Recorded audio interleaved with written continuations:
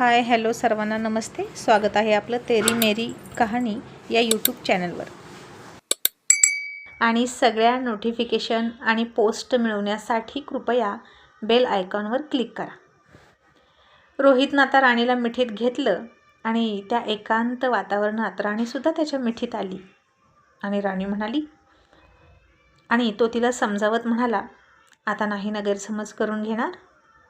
आणि ती म्हणाली, मलाही नाही आवडत गैरसमज करून घ्यायला, पण माझ्यासमोर परिस्थितीच अशी येते तर मी काय करू. त्या दिवशी मेघना मॅडम ओठ पुसत बाहेर आल्या. मग मला काय वाटेल तुम्ही सांगा. रोहित म्हणाला, काय असं केलं तिनं. राणी म्हणाली, हो. आणि बघा फोन बघा, त्यांचा फोन आहे माझ्या फोनमध्ये, इनकमिंग कॉलमध्ये.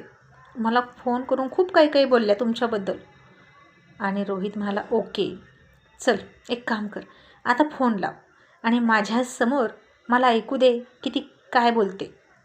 राणी म्हणाली, नको, आता मला हे सगळं टेन्शन घ्यायचं नाही, मला उद्या स्पीच द्यायचं आहे.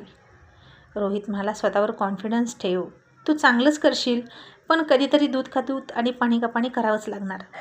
राणी म्हणाली, पण ते आता नको, माझं स्पीच होऊ द्या, नाहीतर पुन्हा मी डिस्टर्ब होईल. आणि तुम्ही कुठे राहणार. तसं रोहितने तिच्याकडे चकित होऊन बघितलं आणि म्हणाला, राणी मी इथे नाही राहायचं का. आणि राणी म्हणाली, नको, तुम्ही हवं तर दुसरी रूम करा.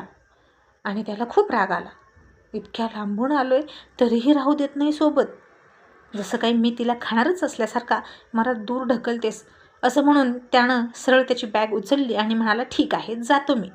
असं म्हणून तिच्या समोरच्याच रस्त्याच्या पलीकडच्या हॉटेलमध्ये गेला आणि तिथं रूम घेऊन बाल्कनीतून तिच्या रूमकडे बघत बसला. आणि तिला कॉल करून म्हणाला, बाल्कनीत ये.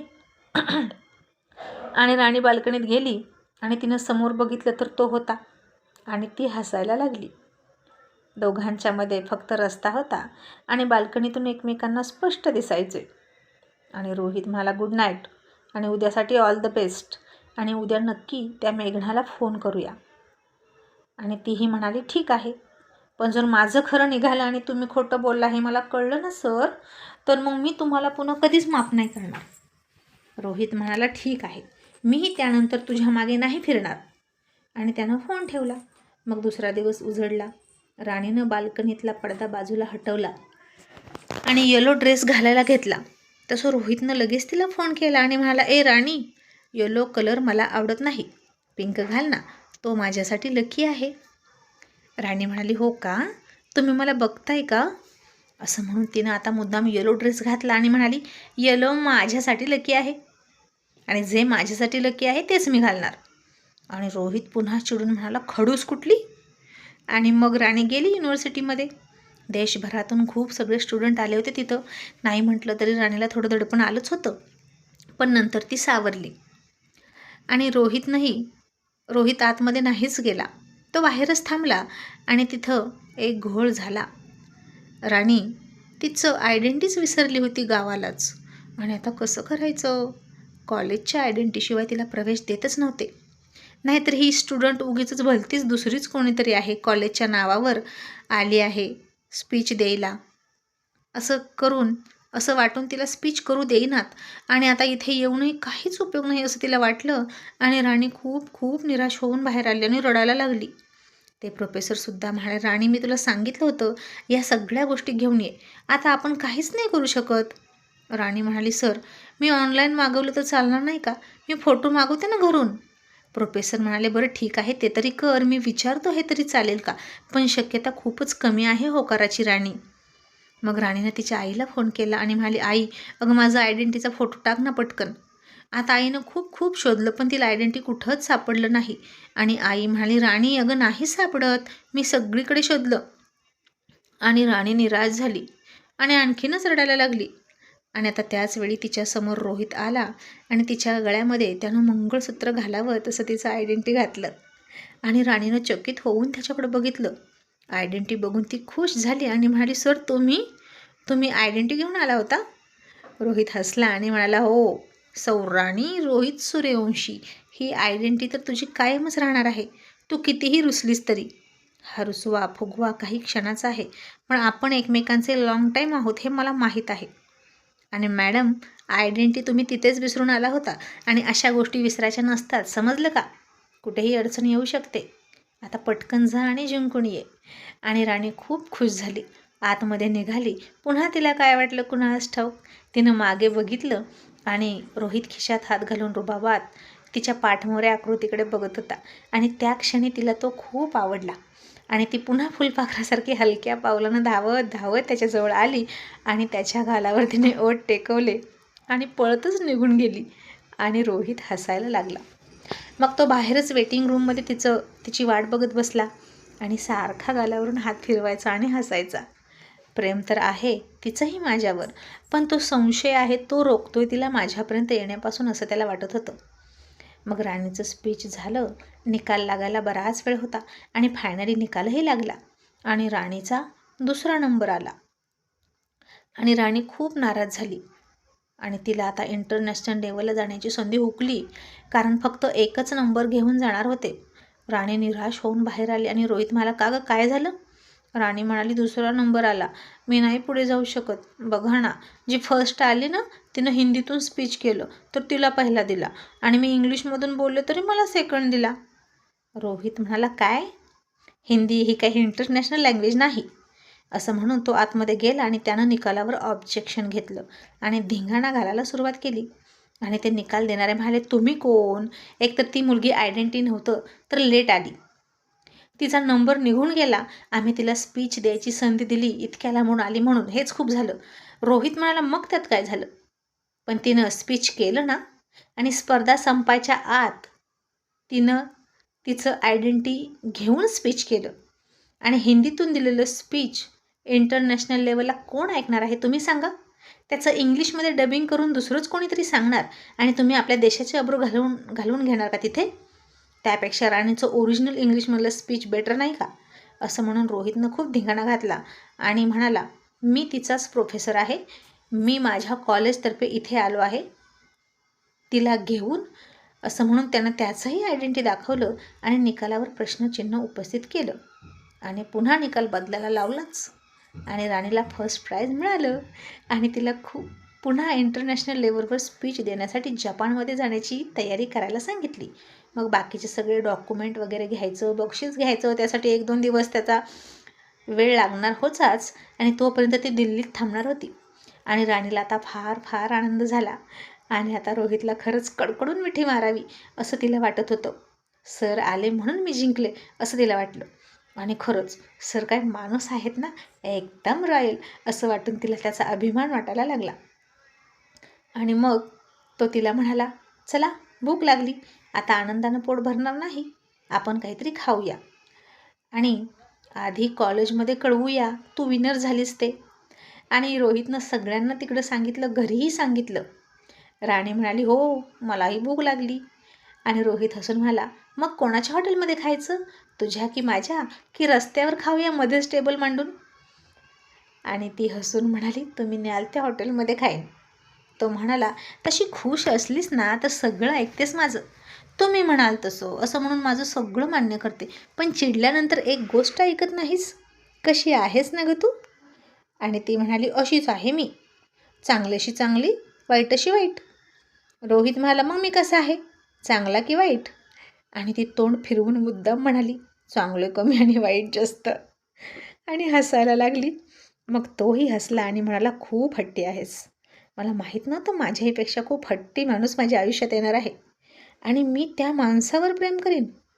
पण राणी, तू माझ्यावर प्रेम करतेस की नाही, की मी उगीच तुझ्या मागे मागे फिरतोय गं? एकदा म्हण ना, आय लव्ह यू. तुला माझा कितीही राग येऊ दे, पण प्रेम तर एवढं कमी करू नकोस, असं तो खूप क्यूट चेहरा करून म्हणाला. आणि राणी काहीच न बोलता टिश्यू पेपर घेऊन त्यावर आय लव्ह यूचं चिन्ह काढलं आणि त्याच्यापुढं सरकवलं आणि पुन्हा तोंड वाकडं करून म्हणाली, हे काय? हे ना, हे आहे अजून कुठेतरी जिवंत माझ्या मनामध्ये तुमच्याविषयी, आणि म्हणून मी टिकले अजून. आणि तो हसला आणि तिचा हात हातात घेतला तसं तिनं हात मागे घेतला आणि म्हणाली, आधी मेघनाचा संशय माझ्या डोक्यातून काढा. रोहित म्हणाला, आणि मघाशी तुझं आयडेंटिटी दिलं तर माझ्या गलावर किस करून गेलीस ना? मग राणी, आता मी तुझ्यासाठी इतकं भांडलोय, तुला विनर केली, मग मला काय बक्षीस मिळेल गं? असं म्हणून त्यानं ओठावर बोट ठेवलं आणि राणीला अजून खाली बघायला लागली. आणि तो म्हणाला, अगं बोल ना, असं म्हणून तिच्या शेजारी खुर्ची घेऊन बसला. आणि राणी म्हणाली, आधी मेघना मग बाकी. रोहित म्हणाला, राणी, तो संशय तू तुझ्या डोक्यातून काढल्याशिवाय कसा बाहेर निघणार? अगं किती मला छळशील. राणी म्हणाली, तुम्हाला घाई झाली आहे का? रोहित म्हणाला, घाई अजिबात नाही, पण तो दूर जाऊ नये असं वाटतं. खूप मुश्किलीनं प्रेम झाले आणि ते गमवायचं नाही.